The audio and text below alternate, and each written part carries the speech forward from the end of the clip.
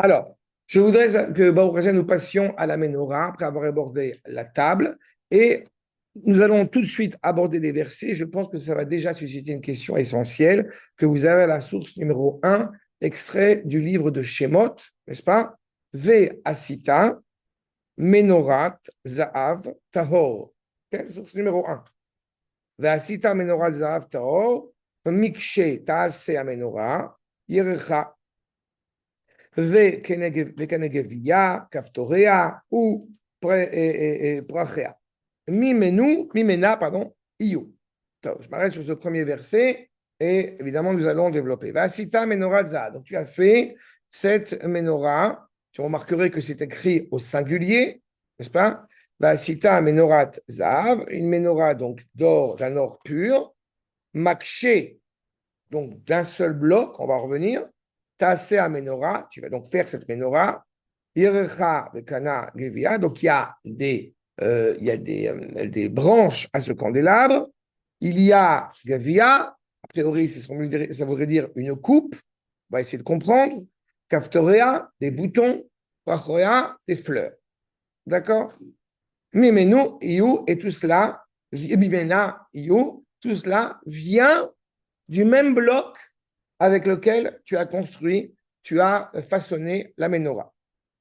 La menorah, bien évidemment, verset la Bet 32, V Shisha Kanim, donc on a 6 branches, Yotzim Mitsidea, des côtés de la menorah, Shlosha Kene Menorah Mitzida Aechad, Shlosha Kene Menorah Mitzida Asheni, 3 d'un côté, 3 de l'autre côté.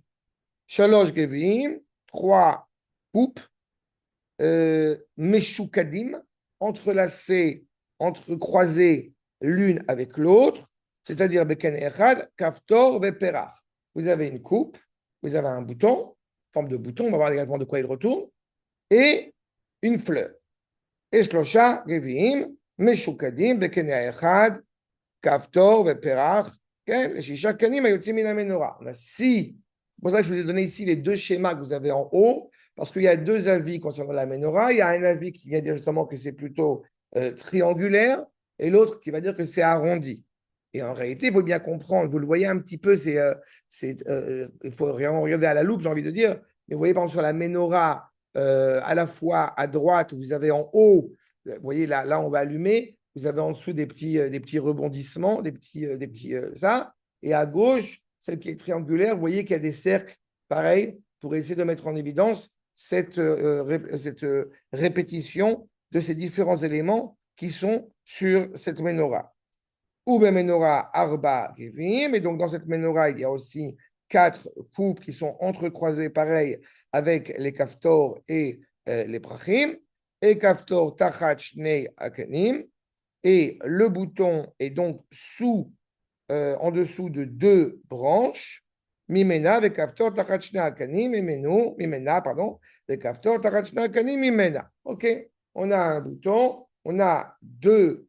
Vous voyez que, en fait, ce que vous avez les branches de la menorah, vous avez la branche principale, n'est-ce pas? Et dans cette branche principale, on a déjà des branches qui vont se ramifier par rapport à cette branche principale. Donc, automatiquement, là-bas, on a un bouton, une fleur, une coupe, etc., etc. D'accord? Oui, on a 6 branches. Mais justement, tu vois, parce que c'est justement avec le dessin, ça paraît plus clair, d'où sortent les branches? Est-ce qu'elles sortent du pied ou elles sortent de la branche elle-même? Tu vois que dans les 2 cas, elles sortent en réalité de la branche elle-même. Ce n'est pas du pied et il y a les 6 branches. D'accord? Je pense que vous êtes maintenant familier. Si je vous livre tous ces détails-là, vous comprenez qu'il y a une bombe derrière. C'est pas innocemment que c'est extrêmement. D'accord?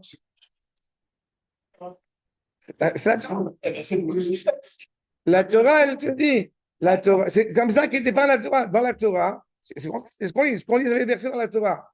On te dépeint comment la menorah, elle est dépeinte, elle est inscrite. D'accord? Kaftoreem ou kanotam, mimena, iou, Kula Mikshacha, tout ça ne sera fait que dans un seul bloc, Za'av Taor, de l'or pur. Ve'asita et Nerotea, Shiva ve'ela et Nerotea, donc on va faire aussi les bougies qui sont prêtes à accepter donc cette huile, Ve'eir al Ever Panea, qui vont donc éclairer cette menorah, elle va éclairer ce qui est en face d'elle. Comprenez que ce qui est en face d'elle, on le dit dès maintenant, mais évidemment on y reviendra, elle éclaire la table. Vous avez une économie qui est une économie, on a parlé de ça la dernière fois avec la table, et vous avez une économie qui est animée par la sainteté, évoquée par la sagesse de la menorah qui est en face. Ou milkachea, ou machatotea, zahav taor. Tout ce qui va aussi lui être rattaché, puisque quand on va mettre de l'huile dessus, etc., tous les ustensiles qui vont être rajoutés sont aussi faits d'or pur. Vous remarquerez que la dernière fois, quand on a parlé de la table, on a mis en évidence que la table, c'est du bois peint en or. Là, la menorah, elle est d'or pur, totalement d'or, et d'un seul bloc.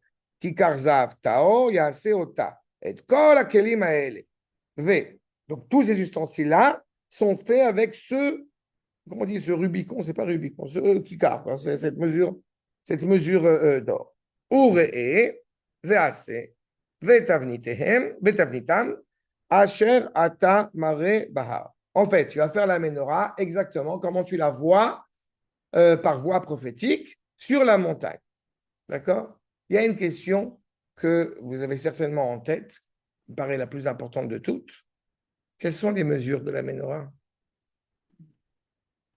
Merci Betty. Vous avez remarqué que la menorah, comment tu sais? C'est pas écrit. On s'en fout. Comment c'est écrit? Merci. C'est pas écrit dans la Torah. Tu vois que c'est pas écrit.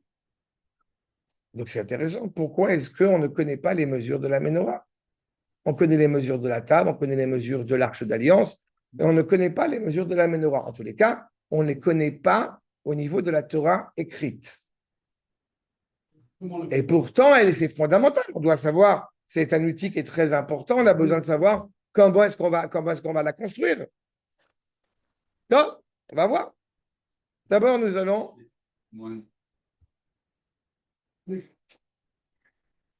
Ça aussi, c'est important. Mais d'abord, avant de m'occuper de savoir combien de temps va durer la lumière, j'aimerais bien de savoir combien mesure l'édifice.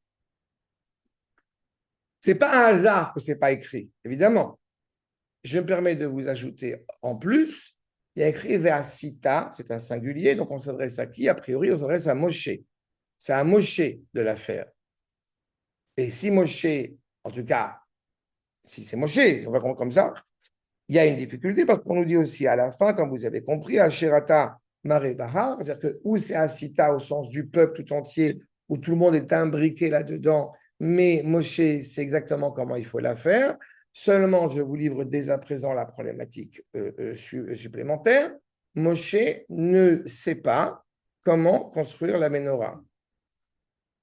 On a un problème. Si Moshe ne sait pas comment construire la menorah, comment est-ce que moi je vais savoir comment construire la menorah? Oui, d'accord. Attends, tout le truc. 2 semaines. Le fait que ça soit coulé dans l'or, ça paraît logique, parce qu'on dit que c'est fabriqué d'un seul bloc. Bota, je vous rappelle, on est dans la Torah de Moshe. Donc, avant d'avoir des suppositions et des réponses fabuleuses à nous donner, peut-être on essaie de voir ce que la Torah, elle nous dit. Les supputations. Non, mais la réponse à laquelle a répondu Betty, qui est la plus importante pour commencer, c'est la taille de la menorah, dont on ignore totalement, encore une fois, d'un point de vue sens strict de la Torah, quelle est la taille de cette menorah. Alors, on va voir. Vous avez d'abord, dans la source numéro 2, une braïta. Braïta de Menachet Mishkan, c'est un midrash, mais qui relève de la Torah orale, donc c'était transmis oralement. Okay? Gova a menorah, Shmona Esret Fachim. Et Baruch Hashem. La menorah fait 18 tfachim. Qu'est-ce que ça veut dire 18 tfachim? Oh, controverse. 18 tfachim, ça veut dire tfachim. Ça veut dire que déjà on a une controverse entre le Gaon de Vilna, pas le Gaon de Vilna, le Grach, pardon, et le Chazon Ish. Le Grach va dire que la menorah, elle mesure 144 cm de hauteur. Et le Chazon Ish va dire, parce qu'ils n'ont pas mesuré la même, pour le graphe, un tefach, ça vaut 8 cm, et pour le Chazon Ish, qui est un mètre contemporain, le tefach, c'est 9 cm,6. Et par conséquent, l'un arrive à 144 cm, le deuxième arrive à 172,8 cm. Il y en a un qui a des grandes mains? Non, mais il y a un détail supplémentaire qu'il nous faut avoir en tête. En admettant qu'elle fasse, disons, 1,68 m, 1,44 m, pardon, ou 1,72 m. D'accord? De hauteur. En admettant. Pourquoi? C'est toute la problématique. En admettant que ce soit, peu importe pour le moment, mais en tous les cas, ils ont donné une mesure. S'ajoute à ça quelque chose d'essentiel que vous avez dans la Mishnah, ma cour numéro 3. N'est-ce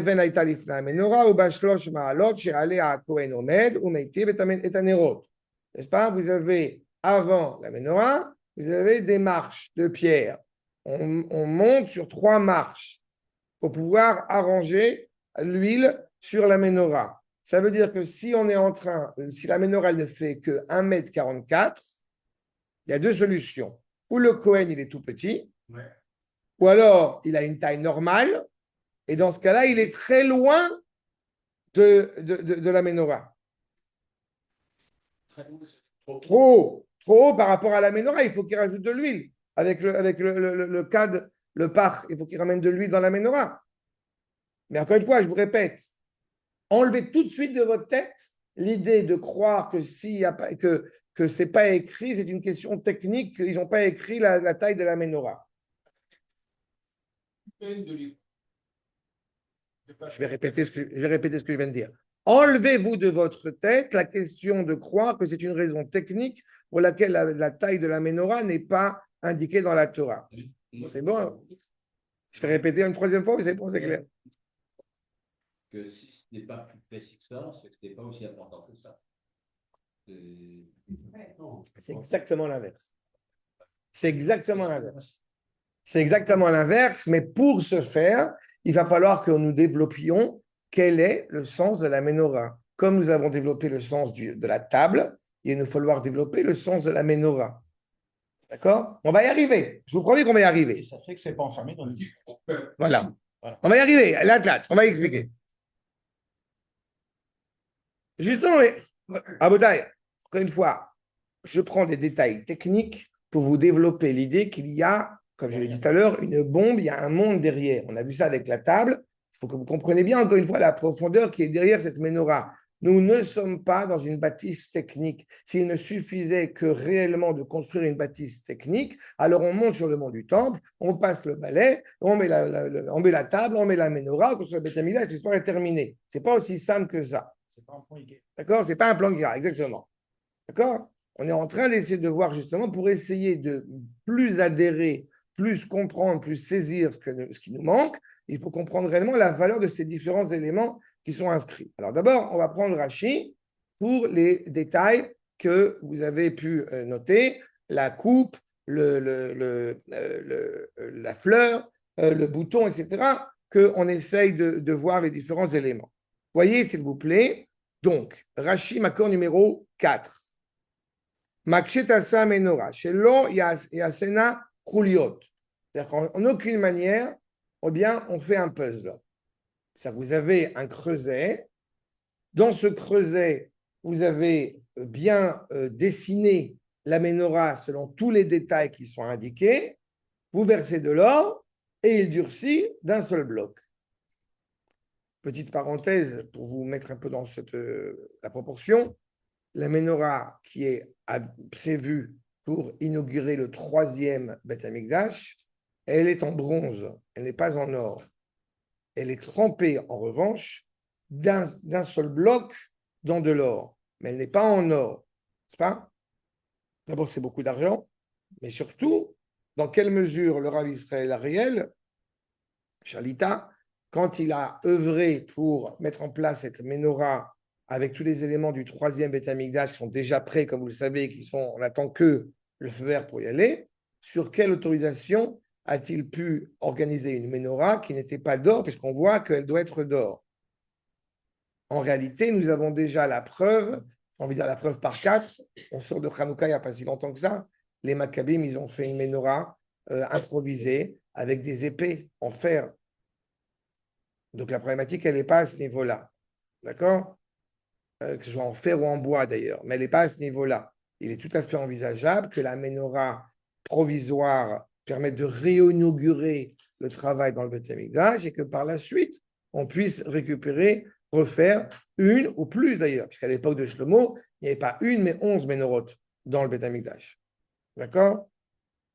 Et j'espère que c'est clair pour tout le monde, mais peut-être il faut le rappeler quand même, en aucun cas la menorah n'est censée éclairer le Beth Amikdash. Ce n'est pas son but.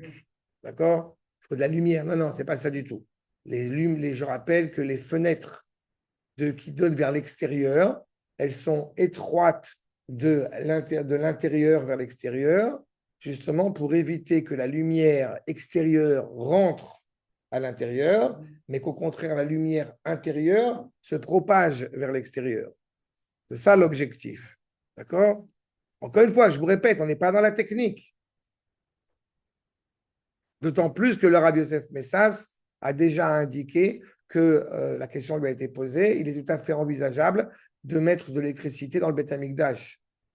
Et notamment, il y aura certainement un grand écran quand nous monterons 3 fois par an dans le Beth Amikdash pour qu'on puisse voir le Kohen, le Premier ministre, le Aaron, etc., tous les éléments. Tout le peuple monte à Jérusalem. Il sera tout à fait logique qu'il y ait un grand écran pour qu'on puisse voir chacun les choses, les hommes, les femmes séparés, etc.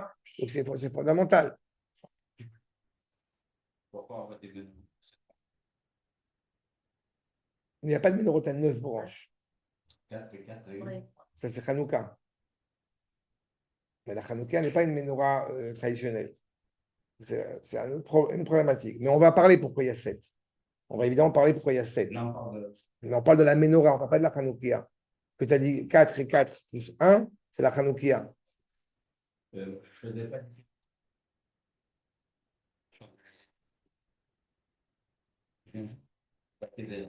Non, c'est très bien, mais c'est essentiel. À la base, justement, on ne veut pas. C'est pour cela qu'il est impératif, même plus que ça. Le terme s'appelle Hanoukia depuis quelques générations, parce qu'avant, on appelait ça la menorah de Hanouka. Et on a cessé de l'appeler la menorah de Hanouka pour que les gens ne se trompent pas et ne se mélangent pas entre la menorah dans le Beth Amikdash et la Hanoukia. Non, mais c'est très bien. Mais pourquoi 7? On va en parler aussi. Ça voulait dire aussi que la Hanouka, elle est liée à la menorah. Bien sûr. Ouais. C'est la seule fête dans l'année où tu as un signe clair, explicite, du rapport à Jérusalem, au Beth Amikdash. C'est-à-dire que dans la Pessah, on a le souvenir avec le Korban Chagiga, l'œuf, etc. On a un souvenir. On prend à Sukkot, on a les Arbat Aminim, le Etrog, etc. Toute la semaine, alors qu'on devrait l'avoir que le premier jour. Mais on suit comme si on était à Jérusalem. C'est pour ça qu'on prend les 7 jours. Donc, il y a des réminiscences. Tu sonnes le chauffard, etc. Mais Hanouka, puisqu'en plus c'est la seule fête qui a eu lieu réellement en Eretz Israël, donc il y a vraiment un rapport direct à l'égard de ce qui est au cœur. D'accord? Exactement. Bien. Donc, je reprends. On est dans Rashi, on a indiqué sur le fait que ça soit fait que d'un seul bloc d'or, chez Loya Sena, donc Prouliot, Veloya Se et Kanea Venerotea, Evarim, Evarim. Encore une fois, naturellement, c'est pour ça que c'est d'autant plus difficile techniquement, au niveau architectural, au niveau infrastructure, d'arriver à créer la menorah d'un seul bloc, parce que naturellement, on va faire une branche, puis une autre branche. Non, non, non. Il te dit, tu fais tout en un seul bloc. C'est pas on fait ça et après, ce qui est le cas des joailliers. Quand ils préparent une bague, c'est un ensemble de choses, c'est pas ça. C'est fondu. C'est fondu, enfin. Est-ce qu'il y a une forme de. Pourquoi la cache-route? Parce que quand tu prends un couteau que tu lisses comme ça, tu ne peux pas le cachériser. Ah non, non, c'est pas pour ça. Non, non, non, pas dans ce sens-là. Non, non. Non, non, non. C'est unique, c'est rattaché à la sagesse. Ça n'a rien à voir avec la cache-route. Okay. Et là, Poulaba, Mi Khaticha Achat. Tout vient d'un seul bloc, d'une seule, encore une fois, d'une seule entité. Umakish Be Kornam, Be Kornas, le marteau, il frappe sur Vechoter Bekli Aomanut, Umafrid Akanim Elach ve'elach. En fait, tout est fait d'un seul bloc et après on arrange. Mais tout doit être fait carrément d'un seul bloc. C'est ça. Exactement. Et Makché, mais c'est pas là, vu la difficulté, techniquement, moi j'ai dit que je pense que ça a été clairement un creuset, et dans ce creuset, on a versé de l'or. Et donc, il est sorti la menorah de manière directe. Lachon Amshacha, chez Mamshir et Taevarim, min Aset le Kohen, Measet le Kan, Velekan, et Akshet Akornan. Comme tu as dit, on fera avec le marteau. Chaque chose, chaque élément est fait, on les arrange de telle manière. Maintenant, Ircha, c'est le pied. Sur le pied de la menorah.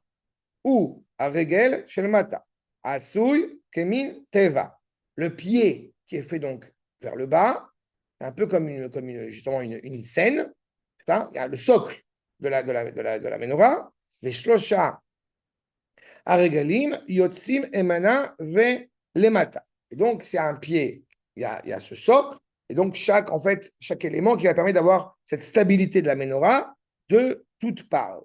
Vekane, Akene, A, Emtsaï, Shela, donc il y a, puisque c'est le socle qui part du bas, vous avez le pied et vous avez la branche de la menorah qui part directement du bas, celle qui est au milieu, pour aller vers le haut. Bemtsaï, Ayerer, ceux qui sont sensibles à l'hébreu, je ne sais pas si vous avez remarqué, mais les notions utilisées, on parle de la jambe, on parle du genou, on parle du bras. D'accord. Vous comprenez bien que tout ce qui relève du Beth Amikdash, ça relève de manière générale de la constitution de l'homme. D'accord. Ayer Zakouf, Klapei Mala. Et donc tout est élevé vers le haut. Et sur lui, il y a la flamme qui va être allumée au milieu. Asui Kemin Bezach, Bezach la tsouk, Hashemen, l'etocho et la tête aptila. C'est comme un verre. Il y a un verre, c'est pas une sorte de récipient, on va dedans verser l'huile et mettre la mèche. Gevia, En Kemin Kosot, voilà. La coupe, c'est donc des verres. Chez Osin, Misrochit, qu'on fait de Misrochit et Arukim Vexarim, qu'on fait de verres grands et petits et courts. Velu Asuin, Mi Zav. Sauf que eux, évidemment, il n'y a pas de verre dans la menorah, c'est de l'or. Ça rappelle comment c'est fait, mais c'est fait de telle manière, c'est fait uniquement en or ou boltin, et ils sont apparents, veyotsi mikol kene, ils sortent de chaque branche, qui est minyan, chez Nathan ben Makatou, velo ayuba, et là, les noy. Et il n'avait d'autres valeurs, d'autres sens que l'esthétique.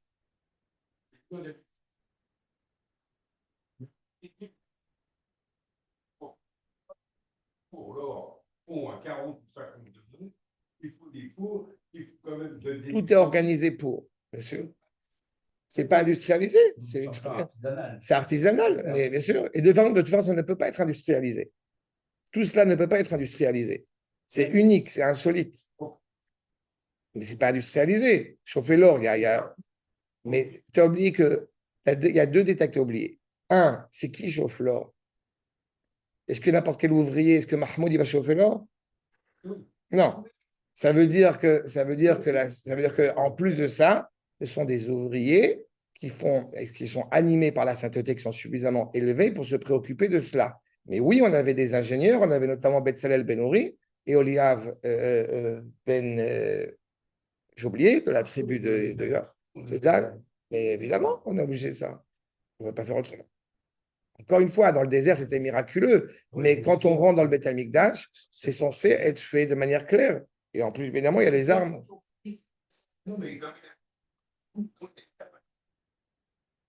Oui, mais encore une fois, même si tu construis quelque chose et que tu n'as pas exactement à l'idée comment est-ce que Akash Baruch Hu décide et souhaite que ça soit construit, tu peux construire tout et n'importe quoi. J'ai une amie qui a, par exemple, Kuzuma, qui a préparé la ceinture du Cohen et la Havnet. Et elle a préparé la ceinture du Cohen pour le Beth Amikdash. Et elle a demandé si elle pouvait rajouter, de manière très esthétique, En plus, c'est très compliqué à coudre parce que c'est une couturière professionnelle, mais c'est le mélange de lin et de laine qui est très difficile à manier. Le fait est, c'est qu'elle a, elle a sculpté, elle a cousu dessus des lions. Mais elle a demandé l'autorisation, est-ce que c'est possible ou non? Est-ce que c'est encouragé? Est-ce que c'est possible ou non? Pourquoi? Parce que on ne peut pas coudre quelque chose si ce n'est pas, si ce n'est pas en cohérence avec ce que la Torah elle dit. Donc faire quelque chose d'esthétique qui relève de quelque chose de moderne, c'est super prudent. Donc je répète, c'est pas seulement une industrie. D'abord, ça peut pas être une industrie parce que ce n'est pas justement pour être multiplié à des milliers de fois. C'est quelque chose qui est unique, qui est insolite. Mais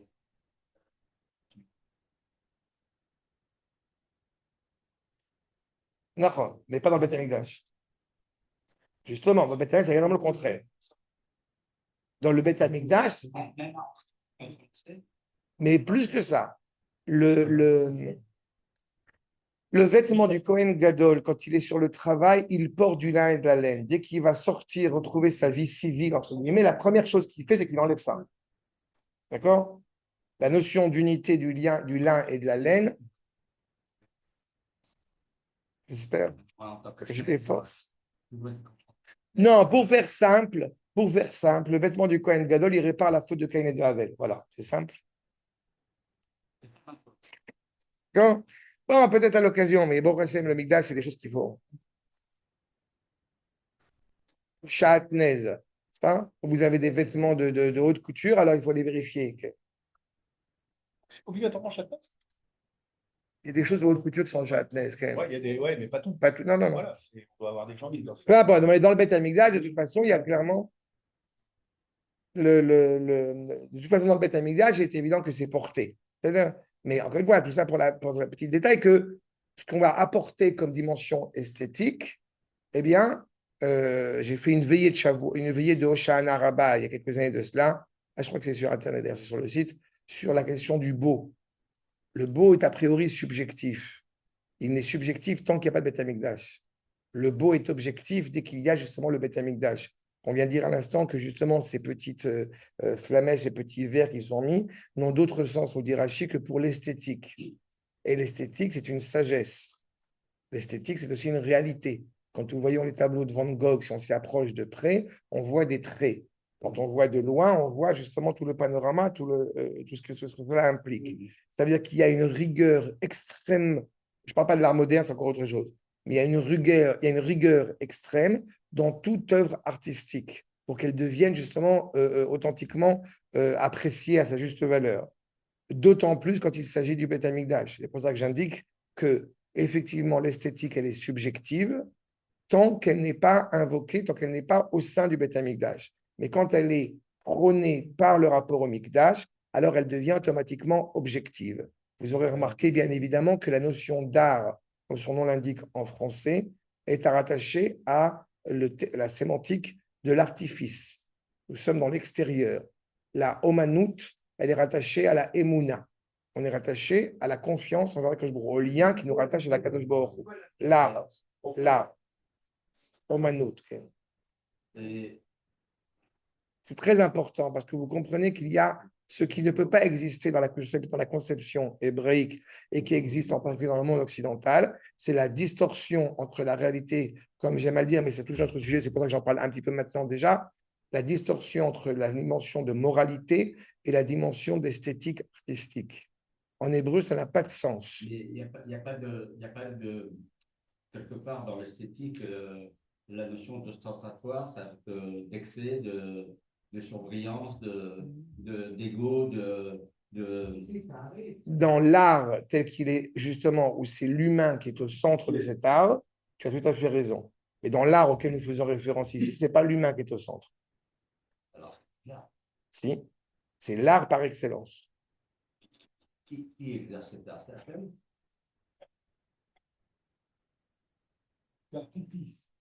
Ah, Le rapport extérieur, le rapport, encore une fois, exotérique sur le rapport que nous avons à l'art, c'est la personne qui est au centre. La personne ne peut pas s'empêcher de dessiner. Tu remarqueras que c'est très intéressant. L'artiste qui va forger ces éléments dans le Beth Amikdash, à part Moshe, c'est Betzalel, Ben Uri, mais l'expression qui est utilisée, c'est Maaseh Choshev. C'est-à-dire qu'il y a une réflexion derrière. Il a une sensibilité qui est profondément élevée, mais cette sensibilité n'a de cesse et n'a de sens que parce qu'elle est tournée vers Akadosh Baruch. Ok. Mais ce n'est pas une expression de sa personne. Il suit un tracé qui lui est indiqué. Oui, mais justement, si c'était un tracé qui était indiqué, Oui. alors dans ce cas-là, on pourrait prendre n'importe qui dans le peuple qui a suffisamment les talents d'ingénierie, Évidemment. qui aurait suffisamment les C'est donc plus n'importe qui. Justement, ça veut dire qu'il y a malgré tout quelque chose qui est en plus et qui s'inscrit dans une sensibilité particulière, que celui qui a été choisi pour fabriquer cela, eh bien, il a quelque chose qui fait que, en l'occurrence, Betzalel, comme son nom l'indique, Betzel, elle, il est à l'ombre d'Akadosh Baruch Hu. C'est-à-dire que c'est quand tu es capable de voir la lumière et de se mettre. Oui, mais malheureusement, elle n'est pas à la hauteur de ce qu'on voudrait. Malheureusement, elle n'est pas du tout à la hauteur de ce qu'on voudrait, cette école. Non. Aval, c'est à l'ombre d'Akadosh Baruch Hu. Non. Elle est un peu de gauche et pas tellement. Mais c'est ça que je parle. De quoi on parle? De quoi on parle? C'est pas de l'art? Le mot Betsalel, il a une origine, comme je viens de l'indiquer à l'instant. D'accord? Donc, quand l'école s'appelle Betsalel et qu'elle n'a qu'une volonté, c'est de faire des choses qui vont à l'encontre de ce que, justement, un art juif peut se développer, ça, c'est un problème. Malheureusement, bah, évidemment. Mais ça reprend ce qu'il a dit à l'instant, la problématique de l'art, encore une fois, quand elle est dans l'excès, quand elle n'est pas. Vous savez, j'ai pu me bercer là-dessus, j'ai un petit peu me pencher là-dessus. Toute la notion artistique éveille un sentiment, éveille une sensibilité profonde chez l'homme comme chez la femme. Mais le fait est, c'est que justement, quand cette sensibilité, elle n'est pas orientée vers le Kodesh, alors automatiquement, elle part, comme je pourrais le dire en bon français, elle part en vrille. D'accord? Il y a les bourses sans elle. C'est ça.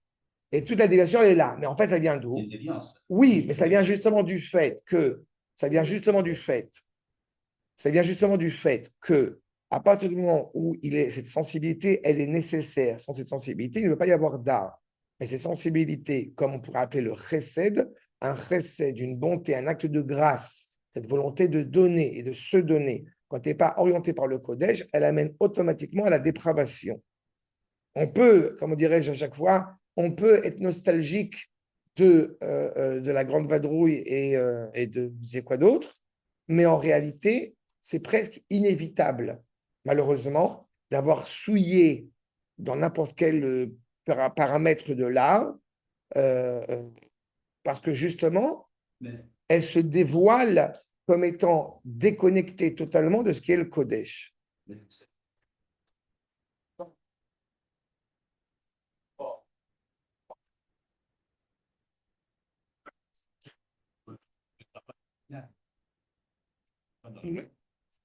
Mais encore une fois, c'est toute la problématique. C'est pour ça que c'est il y a, par exemple, le Khazal. Rabotaï. D'accord. C'est une qualité intrapersonnelle que d'aucuns ne pourrait faire spontanément. Donc, à quel moment le Khazal chante le mieux possible pour faire valoir sa voix, et à quel moment il va lâcher? Tu as très bien dit. Tu as très bien dit. Rabotaï, il y a Sacha qui pose une question très intéressante. Le Khazan, qui est très important. Le Khazan, c'est toute la problématique. Le Khazan qui, pour ma part, je ne supporte pas ni l'opéra, ni. Quand je dis l'opéra, je peux aimer l'opéra, mais je ne supporte pas quand la prière devient de l'opéra ou elle devient des mélopées arabes andalouses. Ça veut dire, on est là, encore une fois, pour prier à Kadosh Baruch Hu, on est là pour se tourner vers Kadosh Baruch Hu de la manière la plus optimale qui soit. Celui qui va monter pour être Khazan, a priori, c'est pas qu'a priori, malheureusement, pas beaucoup de gens pratiquent cette halakha et c'est dommage, c'est pas n'importe qui. C'est censé être quelqu'un qui effectivement a une belle voix, mais surtout qui est un Ben Torah. C'est un Ben Torah, c'est-à-dire qu'il a kavod, quelqu'un qui ne fait pas Shabbat ou qui n'est pas genre une belle changeuse, mais dans le voilà. Exactement. Et donc, Et en plus de ça, comme il est appelé en hébreu, c'est le shaliach tzibur. Il est investi par le peuple. Ça veut dire qu'on ne le fait pas monter sur scène, entre guillemets. Exactement. On ne le fait pas monter sur scène pour qu'il puisse faire ce qu'il veut. Et d'un autre côté, on ne le fait pas monter sur scène pour qu'il soit à l'écoute de ce que le peuple veut. Il a été investi par le peuple. Donc, c'est partie des halachot qui sont connus. Je ne peux pas chanter plus fort que le shaliach tzibur. Je dois être à l'écoute de la mélodie qu'a décidé avec laquelle a chanté le shaliach tzibur. Combien il m'est arrivé de voir dans certaines synagogues où le shaliach tzibur, c'est un peu un pantin, il est là, mais non, on chante ce qu'on veut comme on veut. Non, tu n'as pas compris. Le shaliach tzibur, tu l'as nommé, donc il a un rôle essentiel. Il a un rôle de faire en sorte que la prière que nous allons tous prier ensemble, elle va être agréée aux yeux d'Akadosh Baruch Hu. Donc évidemment, elle peut élever les cœurs parce qu'il a une belle voix, mais si par exemple, le shaliach, comme tu as très bien dit, le shaliach tzibur, il s'écoute plus chanter que de vouloir que de se faire entendre, alors c'est un problème. Et petite parenthèse, ça n'est pas vrai que dans le shaliach tzibur. Vous avez des coups où les philosophes et les rabbins, ils aiment bien s'écouter parler. C'est aussi, c'est la même démarche, c'est la même problématique. Donc, c'est fondamental, là encore, ce qu'on appelle tirfa des tzibour, que la prière elle soit cohérente avec les gens qui y sont présents. Ni trop vite, ni trop lent. Bien sûr, évidemment que c'est l'ego. Mais le problème, il est double. Le problème, c'est pour ça que j'ai évoqué Betzalel. Le problème, il est double. C'est que d'un côté, quand on a affaire à des maîtres qui sont extraordinaires, alors on se met sous la table. Et c'est dangereux. Pourquoi? Par exemple, vous avez une problématique qui est bien connue à Akko. Il y a eu un maître qui s'appelle le Rav Lopez, qui n'était pas quelqu'un, bon bref, un grand maître. Et tous les gens de Akko ont une admiration pour lui sans borne, mais du coup, il n'y a plus de Rav Sephara depuis qu'il est décédé depuis des années, parce que personne ne peut remplacer le Rav Lopez. Donc on est d'un côté ce danger-là, et de l'autre côté, de se dire, on est tous, ça va, Rav Kook, moi, on est copains. C'est cette ambivalence-là. Il faut d'un côté accepter l'idée que oui, on a eu le privilège d'étudier chez des grands maîtres, quand on a ce privilège-là, mais d'un autre côté, qu'on a un rôle à jouer à notre propre échelle. Ça me rappelle des souvenirs. Chacun sa place. Oui, mais c'est vraiment cette ambivalence-là. D'accord? C'est vraiment cette ambivalence-là qui est très complexe. J'ai pour ma part le sentiment à chaque fois que il y a comme je dis à chaque fois, il y a des millions de gens qui connaissent la Torah beaucoup plus que moi. J'ai aucun problème. Je ne suis pas certain que ces mêmes millions de gens sont en mesure d'enseigner la Torah comme je l'enseigne. Et je rajouterai une petite phrase un peu prétentieuse, sont en mesure d'enseigner la Torah, excusez-moi, à des gens qui ne connaissent rien. Non, je n'ai pas ajouté. D'accord? J'ai senti. Et je vois dans mes différents cours, je vois dans les différentes interventions à qui je m'adresse, à des gens qui parfois ont des bagages très compliqués, et je ne fais pas de la vulgarisation, et je ne fais pas de la popularisation. On rentre dans une feuille, on a un texte. Et les sources que je vous ramène sont des sources traditionnelles. Pourquoi? Parce qu'il importe de ne pas prendre les gens pour des abrutis. Pas parce que vous n'êtes pas ou vous êtes abrutis que Dieu présente. Ce n'est pas ça la question. Parce qu'en réalité, on parle au peuple juif et il faut s'élever vers le haut. Au moins arriver à la ligne de flottaison. C'est ça. Mais je ne dis pas ça avec prétention. Hein. On est tous dans le même engagement par rapport à ça. Donc, exactement ça. La volonté, l'objectif, c'est Akadosh Baruch Hu. Quand on est dans la Ménorah, vous voulez que j'aille un peu plus vite parce que vous me dites plein de questions et j'ai là sur le bout de la langue pour vous dire les réponses, mais je vous travaille doucement. Mais comprenez bien qu'un seul bloc, 7 réponses, 7 branches, toutes les formes de la sagesse doivent toutes être rattachées l'une à l'autre. Sans discernement, sans, encore une fois, oui, mais c'est plus que ça. C'est plus que la question de la problématique morale. C'est plus que la question de morale au niveau, encore une fois, justement de l'orgueil, qui est tout à fait judicieux. Comme j'aime à le dire, le seul qui peut réellement être gaoga, qui peut être orgueilleux, si je puis dire, c'est Akadosh Baruch Hu. Parce qu'on est toujours plus intelligent que quelqu'un et on est toujours le François Pignon que quelqu'un d'autre. Donc, par conséquent, et cette ambivalence-là. Mais le seul où il n'y a aucune comparaison possible, c'est Akadosh Baruch Hu lui-même. Dans cet esprit, encore une fois, de la sagesse, qui est évoqué par la Ménorah, il faut bien mettre en place que quand on parle de sagesse, c'est-à-dire qu'elle a un rôle essentiel. Est-ce que l'homme a le droit d'être bête? La réponse c'est non. Est-ce que l'homme a des talents intellectuels qui varient en fonction de chacun? La réponse est oui. Pas le droit, mais il y en a pas le choix. Oui, mais pas un juif. C'est Eliyahu Hanavi qui voit un pêcheur et il dit, tu as étudié la Torah? Et il dit non. Mais je peux pas, j'ai pas la tête, je suis pas intelligent, etc. Dis-moi, tu pêches du poisson. Comment tu arrives à prendre des poissons dans ton filet, etc. Il faut que tu développes un certain nombre d'intelligence pour pouvoir attraper des poissons. Donc, tu n'es pas dispensé d'étudier la Torah.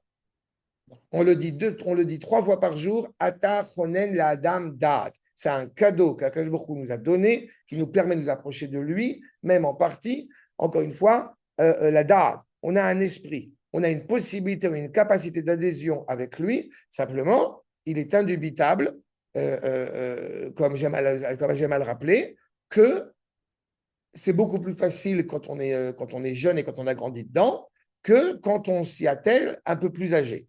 Mais ça ne veut pas dire qu'on est dispensé. D'accord? Ça ne veut pas dire qu'on est dispensé. Non, non, non. Chacun. Mais on tire les gens vers le haut, on amène Exactement. vers le bas. Exactement. Ouais, ouais. Et là, D'accord? tout est rattaché. Écoute. Exactement. Bon, on va y revenir. Encore une fois, donc on a vu d'abord donc les vers pour cette idée d'esthétique, les kaftorim, vous avez la 3, 4, kaftoréa, okay? La troisième ligne de Rashi en bas. Kaftoréa, kemin tapuchim.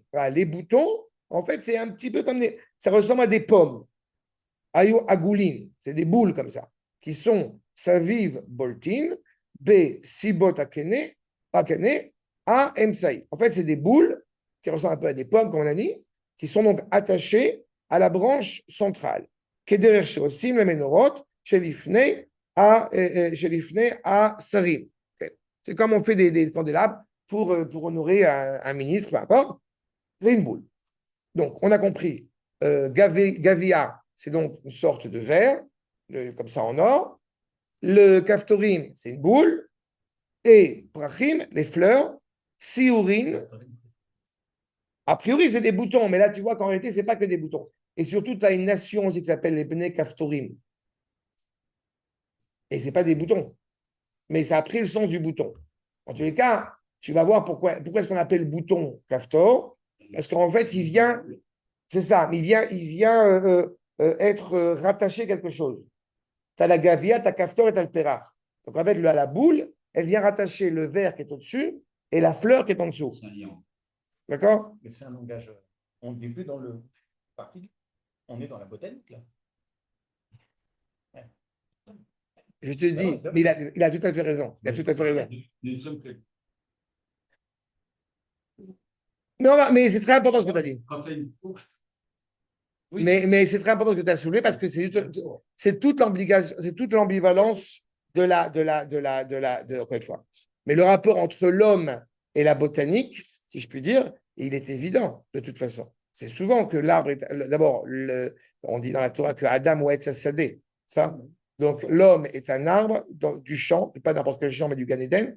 Sauf que pourquoi il est Etz Hasadeh et pourquoi il n'est pas Ilan Hasadeh? Parce que tout dépend de la volonté de l'homme.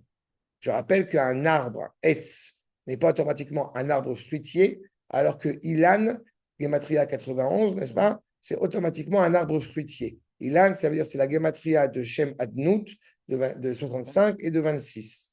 Là, en quelques semaines, on va célébrer tout Bishvat dans un mois. D'accord? Mais la notion de Ilan, c'est un arbre fruitier, alors que Etz, il ne peut ne pas être pris. Comme un homme, malheureusement, peut être un homme bourre, un homme comme une terre infertile, un homme vierge qui malheureusement ne donne pas des fruits. Mais rappelle le Maharal que l'homme, les racines de cet homme ne sont pas vers le bas, mais vers le haut. C'est pas? Et c'est toute la nuance avec l'arbre, justement. Il s'inscrit sur terre, mais sa racine est ailleurs. La sagesse humaine, elle se développe en bas, mais elle est reconnue comme telle avec authenticité quand elle vient d'en haut. C'est pas? Moi, je suis un homme sage parce que je me suis libéré du fait religieux. Non, c'est un abruti. Il ne le sait pas. Oui, ben voilà. Maintenant, il le sait. C'est Ilan. Il est bon, hein? Ah, non, non, non, Donc, non. Siori Nasu Bo Ben Prachim, Kemin Prachim, c'est des fleurs. Mimena Iu, Akol Mikshe Yotse Mitoch Mitoch Chaticha, Set Velo Yaase Levadam Yedapku. Là, encore une fois, tous ces éléments-là viennent d'un même bloc d'or. D'accord? D'où la difficulté, bien évidemment, ces détails, si je puis dire, artistiques, d'où la difficulté de les mettre en place dans un monde concret. Parce que de dire que tout est un devant un Kadosh Baruch Hu, ok. Mais comprendre, vous savez que c'est quelque chose qui m'a toujours interpellé, quand quand un musulman traditionnel, l'Avdil, quand un musulman traditionnel va rentrer à l'université, eh bien, il est bouleversé sur ses us et coutumes musulmans. Quand un chrétien va rentrer à l'université, il est bouleversé face à sa confiance, face à sa foi chrétienne. Un juif traditionnel n'a aucun problème à rentrer à l'université. D'abord, dans les sciences exactes, il n'a certainement aucun problème. Dans les sciences humaines, c'est un peu compliqué. Pourquoi les sciences humaines, c'est un peu compliqué?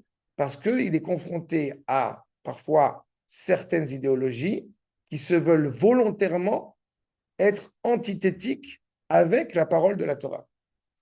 Mais en réalité, elles ne sont pas censées être antithétiques quand, encore une fois, pas d'ego, quand il y a une reconnaissance, quand il y a une cohérence. D'accord? Il y a un détail scientifique, par exemple, que j'aime souvent citer, c'est la question du lièvre. C'est que le lièvre est un animal ruminant. La Torah dit qu'il est un animal ruminant. Les scientifiques, évidemment, vont nous faire la misère en disant c'est pas vrai, c'est pas un animal ruminant. Pourquoi? Parce qu'il n'a pas plusieurs estomacs à l'intérieur de lui. Et en fait, qu'est-ce qui s'est passé? Ils ont scruté, ils ont observé le lièvre et ils ont découvert qu'en réalité, son processus de ruminage, il n'est pas intérieur, mais extérieur. C'est-à-dire que c'est après avoir émis ses excréments qu'il va faire le tri dans ses excréments et reconsommer à nouveau. Ça veut dire que ce qu'a dit la Torah est évidemment vrai. Ça veut dire que ce qu'a dit la Torah est évidemment vrai, mais que grâce à la science, eh bien, on a pu affiner ce que la Torah a voulu dire. Là, encore une fois, on ne peut pas parler de Torah quand elle n'est pas vécue. On ne peut pas faire un cours. Je prépare un jeune homme, là, j'ai repris un jeune homme qui va se marier et je le prépare à son mariage. On ne peut pas enseigner des règles pour le mariage dans l'intimité ou socialement avec son épouse si on n'est pas soi-même marié. On ne peut pas parler de la cachérisation d'une viande si on ne sait pas de quoi on parle. Un shochet, il n'est pas au Beth Midrash. Un shochet, il a besoin de sortir en dehors pour voir comment est constituée la vache. C'est pas de la théorie. D'accord? La notion de sagesse ici qui est indiquée au sein du Beth Amikdash, elle prend sa source au-delà, d'où l'exemple que j'ai cité, le lièvre. Dans le désert, il n'y a pas de lièvre. Donc la Torah, elle indique qu'il est ruminant. Simplement, l'histoire va nous faire comprendre, l'étude, la connaissance, va nous faire comprendre ce que dit exactement la Torah. Et pour cela, il faudrait que les Juifs ils aient un peu plus d'estime d'eux-mêmes et un peu plus d'estime de la Torah qui nous appartient, qui est très problématique. Parce qu'évidemment, si la Torah a dit quelque chose de juste, c'est qu'on a dû le piquer ailleurs. Vous avez un dictionnaire du judaïsme en français, qui est une abjection monumentale, parce qu'ils ont, par exemple, le terme Amen dans ce dictionnaire. C'est un truc français que vous avez entendu déjà croiser. Sur le terme Amen, ça vient d'où? C'est d'une origine indienne. C'est intéressant, parce que nous, on dit Amen, mais donc non, Et quand tu dis Amen l'oseille, c'est quoi? Amen l'oseille, c'est encore autre chose. D'accord? Les Hosanna et Alléluia, bien évidemment, n'a jamais été hébreu, ça vient du monde chrétien. C'est connu. Voilà. C'est quand on a affaire à ça, à ce genre d'ineptie monumentale, que c'est totalement délirant. Mais malheureusement, oui, mais ce qui est délirant, ce n'est pas le problème. Ce qui est délirant, ce n'est pas le fait qu'encore une fois, que cette valeur même de la sagesse, elle soit expropriée et réappropriée chez eux. Ce qui est délirant, c'est qu'un juif n'a malheureusement pas l'audace de lever la tête haute et de dire, mais arrêtez de raconter des bêtises. C'est comme vous avez un philosophe, encore une fois, je vous dis à quel point la sagesse, si elle n'est pas dans ce bloc entier, compris dans son sens divin, automatiquement, elle pose problème. Vous avez un philosophe, dont je tairai le nom, bien évidemment, pour pas dire du mal de la figure Crotte, qui a dit, à propos de Béni Lévi, parce qu'il a beaucoup appris auprès de Béni Lévi, et il cite, il dit, oui, les grands d'Israël, comme il les appelait, ce qui en soit absurde, parce qu'on n'a jamais vu des rabbins apporter quelque chose à l'humanité. Voilà, l'orgueil. On le sent, l'ego, là, qui arrive. Voilà. D'accord. Il paraît même qu'on a traduit la Torah. Il paraît. Ça vient de sortir. D'accord.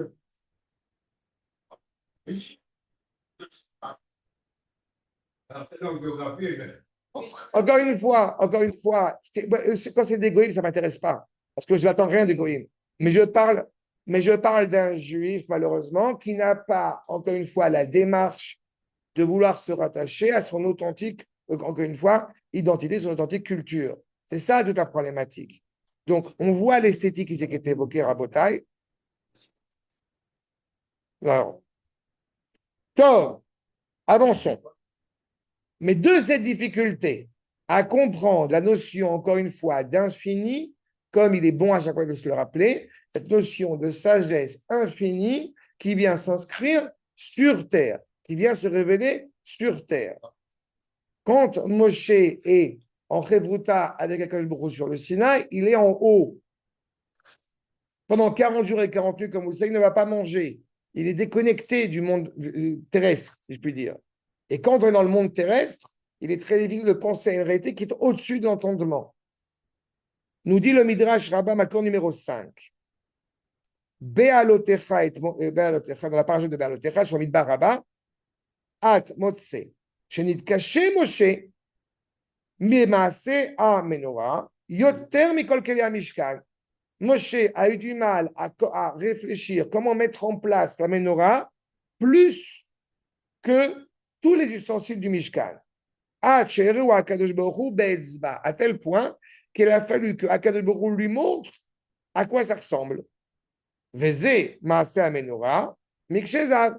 Voilà ce que tu dois faire. Keloma, Makasheilazo. Qu'est-ce qui est difficile? Chez Arbeyega, pas Moshe. Quand on dit que Moshe a eu des difficultés, j'espère que c'est bien compris que nous d'autant plus. Enfin, mais pourquoi c'est difficile? Il a travaillé, il a essayé d'œuvrer, de voir comment vraiment gérer cela. Kevajenit Kasha, comme il a eu des difficultés, Amarlo Akadosh Baruch Hu les Moshe, Tol Kikar Zahar, Ve'ashtecheu La'or, Ve'otziu, Ve'ma'atzma Neeset. Jette de l'or dans le four. La menorah est sortie. C'est exactement ça. La problématique, elle est là. Quand j'ai lu ça, on lève les sourcils parce que la formulation, la sémantique est exactement la même. Le créateur cache. De toute façon, c'était pas clair dès le départ. Non, mais cependant, oui, mais le problème, c'est pas ça.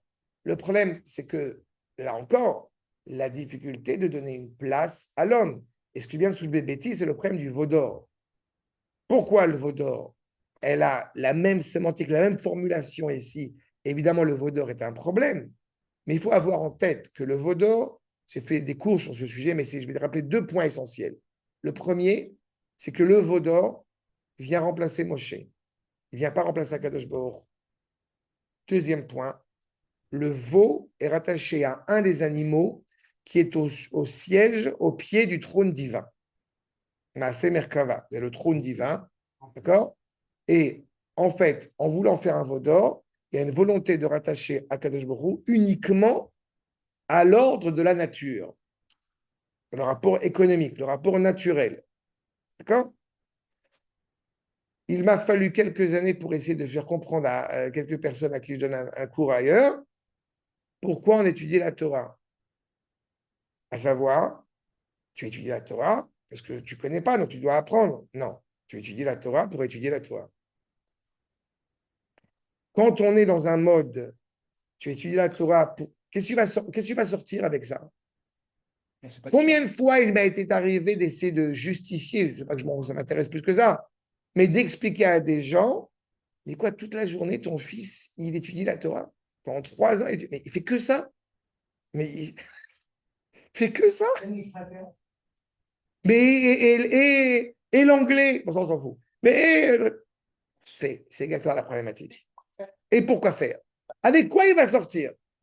En réalité, il va sortir avec l'essentiel. D'abord, il aura le bac, parce qu'on sait, mais ce n'est pas ça la fin. Il va sortir avec l'essentiel. Je vous mets au défi, et je ne dis pas vous personnellement, mais je vous mets au défi d'avoir la connaissance de votre identité, de votre culture juive, avec sans scorie, sans remettre dedans du La Fontaine, sans mettre dedans du Michel Drucker, sans mettre dedans du je ne sais pas ce que vous voulez. C'est ça. Je m'y efforce. Mais c'est une grande difficulté. C'est 2000 ans d'exil. C'est 2000 ans d'exil.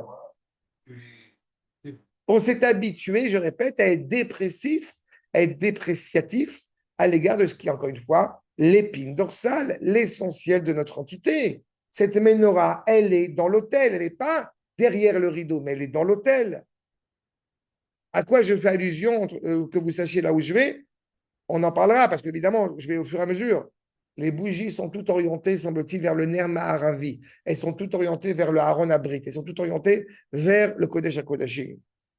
Soit quelqu'un de très intelligent, soit le chef d'état-major, soit un ingénieur en puissance, soit ce que tu veux. Mais, et soit aussi un maître important, et soit aussi, quel que soit le domaine. Mais tout cela avec un seul objectif: façonner, mettre en place le projet divin. C'est ça qui est en train de nous mettre en la difficulté de Moshe Rabbeinu. Comment réaliser ce projet sur terre? Moshe, il va se couper du monde, je répète. Le commun des mortels, il ne lui est pas demandé de se couper du monde. Le commun des mortels, il va avoir une famille, il va les éduquer, avec toutes les difficultés que cela implique. Maintenant, en quoi c'est rattaché à la coupe, au verre, au bouton, etc. On va voir. Mais pour l'instant, on voyait la difficulté de Moshe. Je poursuis ce qui est en gras. Chez Neymar, Gevia, Kaftora, Mimena, Iou, Makebe Patish, tu frappes avec le marteau. Ou Meatzman Ese, si c'est fait par lui-même, pourquoi tu frappes avec le marteau? Les Chaf ou Omer, Maksheta Ase, mais lo Yud Ketiv. Tu fais ça, il n'y a pas écrit T assez avec un Yud, il n'y a pas écrit T sans Yud, il y a écrit T assez avec un Yud. En fait, c'est un actif qui devient un passif. Dans notre verset, si on dit t'as assez, va faire. Si on dit t'es assez, c'est-à-dire que c'est fait par lui-même. Elle sera faite, exactement. Veloketiv t'as assez. Kelomar, meatzma t'as assez. La menorah, elle va être faite d'elle-même. Natal Moshe Takikar, il a pris le carré donc d'or, Veishtichula or, donc il a jeté au feu. Amar Moshe Ribono Sheolam, Arei, Kikar Betochaesh, voici l'or dans le feu. Keshem Shata Rotse, Ken Taase. Fais comme tu veux. J'ai jeté l'or. Miyad Yatzta Menorah, Suyak et Tikuna, tout de suite la Menorah, elle est sortie. Les Firach, Kemare Hashem Era Hashem et Moshe. Donc, en fait, la Menorah est sortie. Mais alors, dans ce cas-là, on a un problème. Parce que ça voudrait dire qu'il y a un ustensile dans le Beth Amikdash qui n'est pas fait par l'homme. Non, c'est pas possible. Parce qu'on a un devoir de construire le Beth Amikdash et de tout ce qui s'y trouve à l'intérieur. Seulement, il fallait avoir exactement le modèle exact, comment le construire. Il a dit, tu sors la menorah du feu, et pourtant, ce n'est pas cette menorah-là qui va être utilisée dans le Beth Amikdash. La menorah qui va être utilisée dans le Beth Amikdash, c'est la menorah que l'homme va construire, avec tous ces paramètres-là. Eret Hashem Moshe, Ken Asa Moshe et la menorah. Ken Asa Moshe et la menorah ketiva, et la Ken Asa Stam, ou Mi Asa Akadosh Baruch Hu. A priori, le Midrash nous laisse entendre qui a fait la menorah, c'est Akadosh Baruch Hu. Akadosh Baruch Hu les Moshe, Im Izartem Liot, Madlikin Lefanai. Mais alors, où est notre participation là-dedans? On va allumer la menorah. Ani Meshamer et Nafshotem, devant moi. Bien sûr, on a une menorah devant Akadosh Baruch Hu. Ani Meshamer et Nafshotem, Mikol Davara. Si vous allumez la menorah devant moi, alors vous êtes protégé. Shenim Sheun et Fashot Bener, comme le verset l'indique, Ner Hashem Nishmat Adam. Quand on allume la bougie dans la menorah du Beth Amikdash, en fait, on attache le peuple juif à sa source, à son origine. On rattache. D'accord? Le Baal Hatanya, il dit quelque chose qui est souvent mal compris sur le Chelek Eloham Ime'al. Chacun d'entre nous, comme à chaque fois je me permets de le souligner, bon, Hachem, on n'est pas juste un bridou. Ça veut dire que quand je dis que certains laissent entendre, chacun de nous est une partie de Dieu. Étant donné que, comme je l'ai dit, nous ne sommes pas juste un bridou, donc on n'éprouve pas Akadosh Baruch Hu en tranche. D'accord? En revanche, on est chacun d'entre nous une partie de la volonté d'Akadosh Baruch Hu que nous portons en nous. Va dire le Baal Hatanya, Chelek Eloham Me'al, Mamesh, Mamash, une partie de la volonté d'Akadosh Baruch Hu que nous portons en nous, vraiment. Qu'a-t-il voulu dire quand il dit Mamash? Ça veut dire que ce n'est pas dépendant de nous, cette réalité-là. Elle est induite par notre essence. Ner Hashem Nishmat Adam. La bougie, la luminosité d'Akadosh Baruch Hu qui est inscrite au sein de notre Neshama, et nous n'avons de cesse de vouloir de la protéger, de l'élever, de lui donner sens. Mais c'est ça qu'on est en train de faire.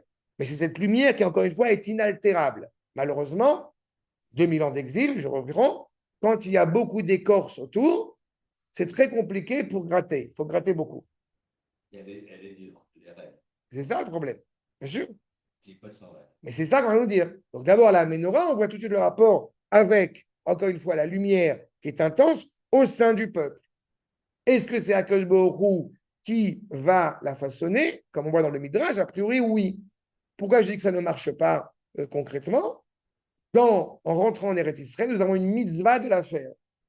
Simplement, il nous importe d'avoir ce rattachement à Akadosh Baruch Hu. Comme je l'ai indiqué, on peut tout à fait honorer une menorah provisoire en attendant de construire une vraie menorah en or. Et j'espère qu'il est bien entendu qu'on n'a pas besoin de la menorah du Beth Amikdash nulle part. Je dis nulle part dans le sens pas à Coliseum, pas à Rome, surtout qu'ils ne l'avaient pas. D'accord? C'est faux, c'est une absurdité monumentale. Non, non, non, non. Je leur ai demandé. Hein. Non, ils n'ont pas pris, C'est une légende. Quand l'arche. Oui, mais ils l'ont pas. Ils l'ont plus à l'époque du deuxième Beth Amikdash. Ça fait longtemps qu'elle est déjà partie, la menorah. Et à l'époque du deuxième Beth Amikdash, avec Yochnia, à l'époque de la destruction du deuxième Beth Amikdash, il n'y a plus de menorah dans le Beth Amikdash. Donc c'est faux, c'est faux, c'est faux, c'est faux, c'est faux.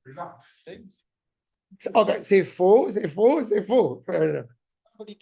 Exactement. Elle n'existe pas. Elle n'est pas là. Et en plus de cela, on ne fait pas de l'archéologie. On n'a pas besoin de cette menorah. Si le Vatican nous a pris beaucoup d'argent, ça c'est un fait établi. Ce n'est pas la question. Mais on n'a pas besoin de cette menorah qui viendrait d'ailleurs pour réinaugurer le troisième Beth Amikdash. C'est prêt, ça y est. D'accord? C'est prêt en attendant de pouvoir retrouver une pureté authentique avec la vache rousse et on pourra même, Bezrat Hashem, utiliser une vraie menorah avec les impôts de chacun. On contribuera pour construire cette menorah faite en or pleinement. Une vraie vache. On n'attend pas, on est en train de les élever. À Shiloh, ils sont en train de les élever. Ça y est. Voilà. D'accord?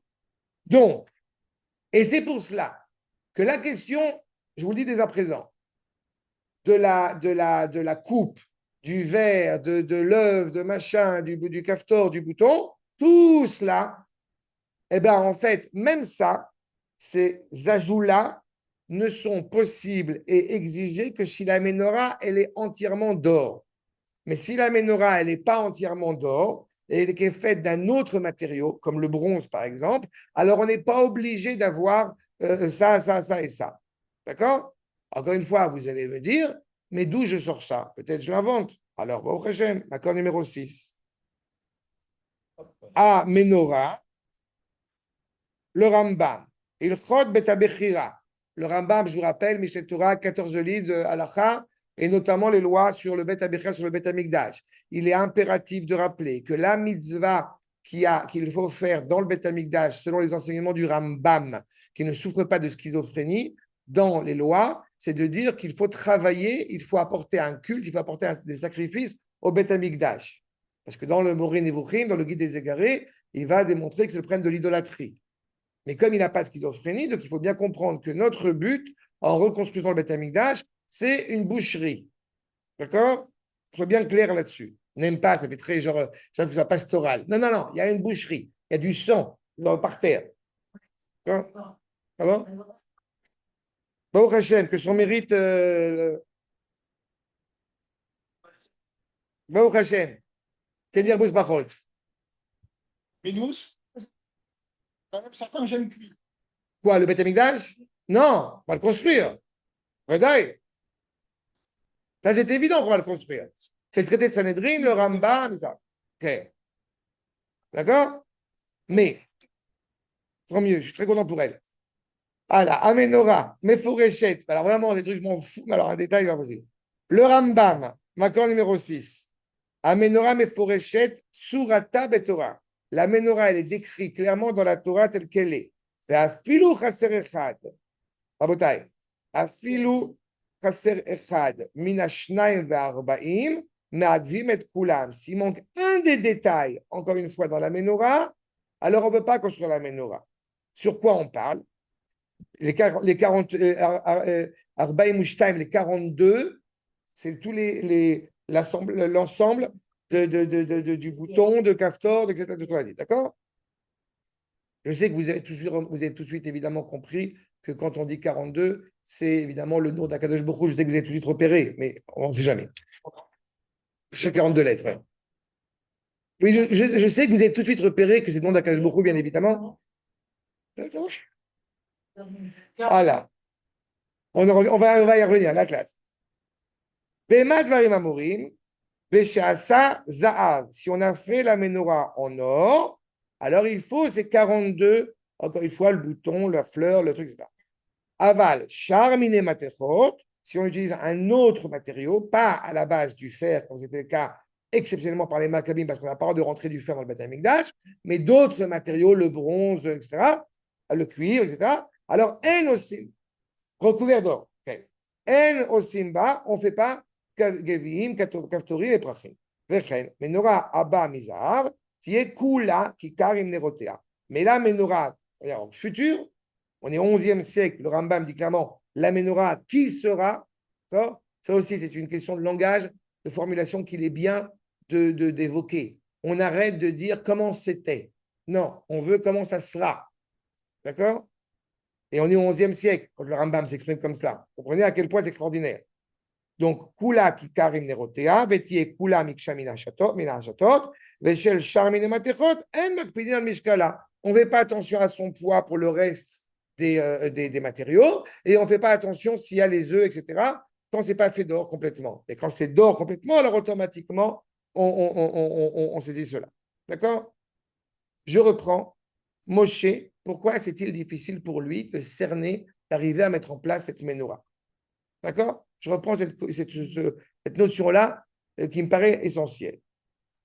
Wow, hein. On va s'arrêter avec le Rav Kook. Macron numéro 7. Je reste juste avec le Rav Kook, d'accord? On termine avec ça. Et... Voilà, c'est le Kovetz Ken. Les Gvatzim, c'est les manuscrits du Rav Kook. D'accord? Achab, Moshe Rabbeinu, Kolel Hu, Kol Neshamot Israël Mitzadat Torah. On sait que Moshe n'a pu donner la Torah que parce que il, en fait, est l'expression de tout le peuple juif du point de vue de la Torah. Mashiach ou Kolelota Mitzadat Sman. Moshe, le Mashiach, il englobe tout le peuple juif dans leur entité. Je vous rappelle que Moshe ne pouvait pas être le Mashiach, c'est un Lévi. Le Mashiach, il est la tribu de Yehuda, c'est la tribu de la royauté. D'accord? Donc, en numéro 7, vous savez pas? D'accord? Mitzad, Mark Shaftan, Israël, à Kodemet la Kol. En fait, Moshe, il va révéler l'essence du peuple en lui donnant la Torah après la création. Alors que le Mashiach est quelque chose qui a été pensé avant même la création. C'est-à-dire que c'est la pensée d'Israël qui a anticipé la création et qui va garantir la création. Dans ce rapport à la Ménorah, il ne pouvait pas pleinement la saisir parce qu'on était dans le désert. En fait, la Ménorah prend tout son sens cohérent et envisageable quand on est en Eretz Israël. Pourquoi? Parce que je rappelle que la terre d'Eretz Israël, c'est la terre de l'unité. Eretz kegoy echad baaretz. La terre est un, la Torah est un, le peuple juif est un. Et donc, automatiquement, dans cette réalité-là, la Ménorah, elle est envisageable. Parce que la sagesse du Créateur, elle se révèle dans les faits. Je reprends la question de l'art que j'évoquais tout à l'heure. Vous remarquerez que la plupart des œuvres artistiques, même religieuses, comme on dit, elles ont été lourdement influencées par la culture environnante. Ouais. Vous avez même des Chanoukiotes avec un sapin de Noël dessus.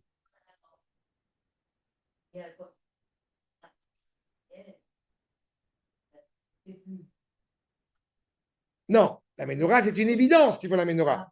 Ça, on le sait. Ça s'écrit dans la Torah. En revanche, l'authenticité de la Ménorah fait avec l'exégèse traditionnelle, ou même de manière générale, l'art de manière générale, une des plus grandes émotions depuis déjà un certain nombre d'années, c'est que nous sommes de plus en plus en Israël en train de produire de l'art, pas juif, mais de l'art hébreu, de l'art israélien renouvelé. En musique, on l'entend, ça se fait, d'accord? C'est évident, qui n'est pas influencé par la culture arabe d'à côté et qui n'est pas, et j'aime beaucoup Abraham Fried, mais qui n'est pas influencé par la culture russe de l'autre côté. D'accord? Vous avez Ishaï Ribo, comme vous savez pertinemment, qui est bon, qui est de Marseille, c'est vrai, mais qui est un chanteur extraordinaire. On a de plus en plus d'œuvres artistiques renouvelées, de volonté encore, au niveau de l'art, au niveau de la poésie, au niveau de l'écriture. Ça commence, ça avance. D'accord? Les films n'arrivent pas. Les films n'arrivent pas. Les films n'arrivent pas. Et les producteurs israéliens, là, Encore une fois, c'est malheureusement, pour la majorité d'entre eux, une honte de soi. bon, apparemment, c'est un bruit, Voilà. mais Non, mais il n'y a personne. La littérature que tu ne connais pas, Shai Agnon a reçu le prix Nobel de littérature.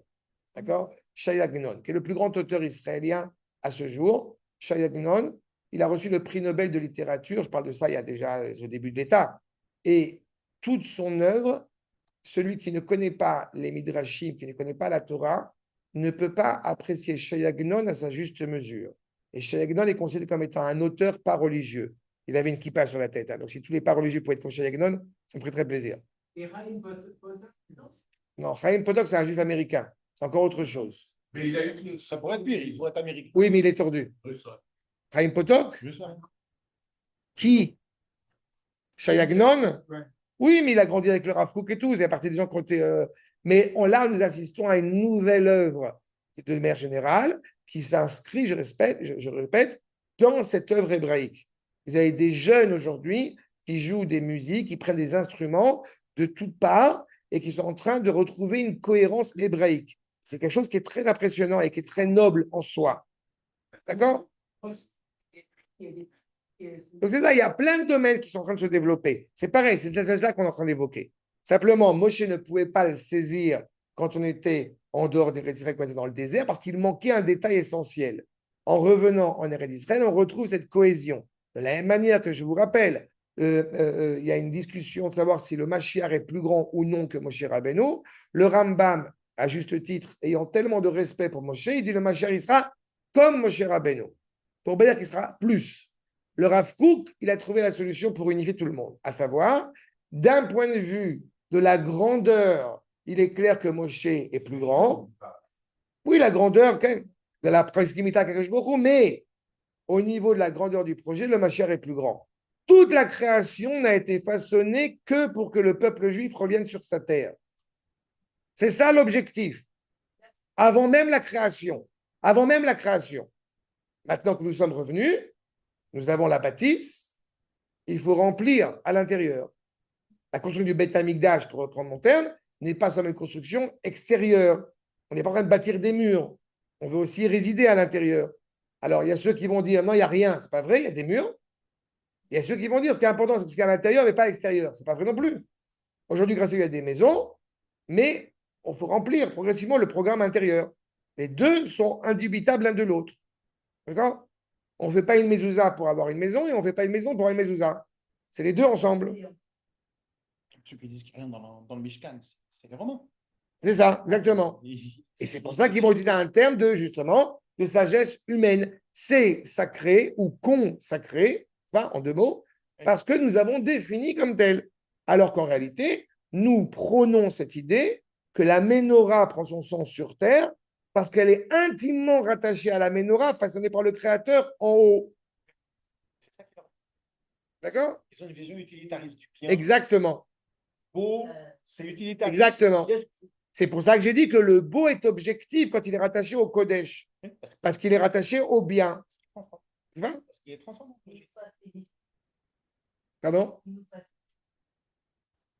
Ou mitzad apnimiyut. Je reprends les propos du Rav Kook. Ou mitzad apnimiyut, alon nishmatan shel Israël, de point de vue intérieur, les âmes d'Israël sont la racine même de la Torah et son intériorité. Vea Torah, bishvil Israël vivrea. La Torah n'a été faite, n'a été façonnée que pour Israël. Alken, Alken, ve gava meod, neemar b'Mashiach. Elle est encore plus élevée au moment de l'avènement messianique, où l'entité hébraïque retrouve sa cohérence et qui prend sa source aussi de Moshe, parce que Moshe va sortir le peuple d'Égypte. Ou Michol Makom, Mitzadit Galuta Torah, mais du point de vue de la révélation de la Torah, Ura Karov le Mahalat Moshe. Il est juste du point de vue de la Torah, il est proche de la révélation de Moshe, mais il n'est pas au-dessus de Moshe. Mais au point de vue de la résultante du projet, hein, eh bien, on est au-dessus. Si vous pouvez dire la même chose vis-à-vis de nos aïeux. Est-ce qu'on est mieux que nos aïeux? Non. Et pourtant, on a plus, semble-t-il, de valeur que nos aïeux. Pourquoi? Parce que nous vivons là. Vous avez un terme que j'aime citer, à savoir, nos anciens, nos aïeux sont plus proches du don de la Torah, mais nos enfants sont plus proches de l'achèvement de la Géoula. Hein? Je ne vais pas citer ça une fois qui m'a fait beaucoup rire, ma petite fille, ma dernière, qui avait dit, elle avait réfléchi, quand je vais être vieille, comment je vais raconter à mes enfants qu'avant, jadis, il n'y avait pas le Beth Amikdash. C'est son inquiétude, à 13 ans. Pas mal quand même. Non?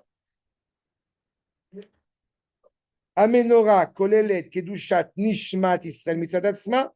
La Ménorah, elle comprend la sainteté de l'âme d'Israël, encore une fois, du point de vue inhérent, indubitable, Sheniret Lechoa Chitsona, les Gabay Atora chez Bekocha Kodashim, qui, encore une fois, la Ménorah, elle n'est pas dans l'arche d'alliance, elle n'est pas dans le Kodesh, dans le Saint des Saints, donc elle apparaît comme étant extérieure. Ou Behemet, Imeira la colle, et c'est vrai qu'elle éclaire tout. Veisod et doute l'Israël. En fait, la Ménorah, comme tout ce qui est installé dans l'autel, c'est le témoignage du lien intime qui existe entre Israël et Akadosh Baruch Hu. Et de ce lien-là se propage le lien avec les nations, la possibilité de rendre sages les nations. Et là, elle peut éclairer aussi à l'extérieur, parce qu'elle a l'épine dorsale qui est à sa juste mesure. Gam Gdushat Nishmat Israël, la sainteté de l'âme d'Israël, Mohara, elle est éclairée, Minishmat Moshe, de l'âme de Moshe, Pe Isoda Aelion. C'est pas Moshe, tu vas faire la Torah et nous on est derrière. Non, tu es notre représentant, mais tu es rattaché à nous. Moshe n'aurait pas pu être Moshe sans Am Israël. D'accord? Qui remplace Moshe? Le Mashiach.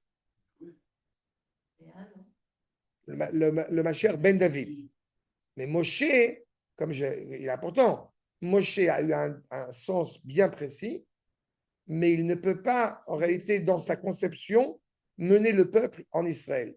Parce que dans la conception de Moshe, on a dit la difficulté. Comment c'est possible que nous œuvrions dans l'ordre de la nature, avec des efforts qui sont les nôtres, alors que nous avons le Créateur qui est présent directement devant nous. Et le danger, comme il est bon de le rappeler pour le peuple juif, c'est que si Moshe, Myriam et Aaron étaient rentrés en Eretz Israël, alors on aurait eu un problème de maturité. Pourquoi? Parce qu'on aurait eu un problème économique. Moshe, pardon, pour la manne, arrange-nous le problème économique. On a un problème d'eau, Myriam. On a un problème d'air. Et c'est un problème. Il est impératif, en rentrant en Eretz Israël, encore une fois, de construire. La menorah, elle peut être façonnée par Akadosh Baruch Hu dans le désert, pas en Israël. Juste à mes clics et je t'écoute. Aval, l'olefi, soura shebefoal, pas concrètement. Quelle a été la menorah? La menorah avait donc dû être façonnée chez Moshe, comme on a dit, par Akadosh Baruch Hu lui-même, tel que Akadosh Baruch Hu lui a présenté. Aval befoal, il est lo alta beyado la sota. Moshe n'a pas pu la mettre en place, n'a pas pu la réaliser. Kim, ken asta et menorah, s'il a fait la menorah. Qui chez Asa, Maaseh Shamem, elle a dit, ça vient encore une fois du réalité céleste qui englobe toute la nation spirituellement parlant et qui va se révéler sur terre. Et là, automatiquement, ça ne peut pas, je répète, se faire dans le désert. Mais quand on rentre en Eretz Israël, il peut y avoir, je répète, un parallèle parfait, une cohérence entre l'intérieur et l'extérieur. Il cite, pour terminer ces manuscrits, dans Shirat Pirim, qui est bien connu, Kuler Yafar Hayati Umum Enbar. Tu es belle, ma bien-aimée, tu n'as aucun défaut. L'entité d'Israël, elle est parfaite. Qu'est-ce qu'on va reprocher à certains de nos compatriotes? Tu n'es pas fidèle à ce que tu es. Qu'il ait un Straimel, qu'il n'ait pas de Straimel, tu n'es pas fidèle à cette cohérence-là. La Ménorah, elle, en revanche, est la révélation, l'expression la plus optimale de la Torah, et elle ne peut supporter des distorsions. Si on a l'audace de dire ce que toi tu fais pour le peuple juif, ça n'a aucune valeur, alors que ce que je fais moi, ça a de la valeur, c'est qu'on n'a pas compris la valeur de la sagesse, encore une fois, à laquelle nous sommes engagés en tant que peuple, en tant que nation, en tant qu'identité. C'est clair sur ce point? Top. C'est pour la première partie. Oui, je t'écoute. On connaît la tâche de Mashiach Ben David, mais la tâche de Mashiach Ben Yosef, c'est quoi? Alors, il y a 10 cours sur la controverse entre Yehuda et Yosef sur mon site. Voilà. Sur mon site, il y a 10 cours. Il y a 10 cours sur le sujet, mais comme je vais être gentil, je vais te dire quand même malgré tout, en substance, en deux mots, le rôle du Mashiach Ben Yosef, c'est un mouvement, alors que le Mashiach Ben David est un premier ministre, fils de David. Et quand on parle d'un mouvement, c'est le mouvement du retour du peuple juif sur sa terre. Mais je t'en supplie, et je réduis ça, pour aller voir les cours en longueur. D'accord? Pascal, c'est clair? C'est pas en fait, et là, c'est Mashiach Ben David. C'est bon, c'est clair? Ah oui, Non, non, non, non. C'est pas clair. Est-ce que c'est clair à Botaï? Mais c'est un sujet à part entière, je ne rentre pas dans ce sujet.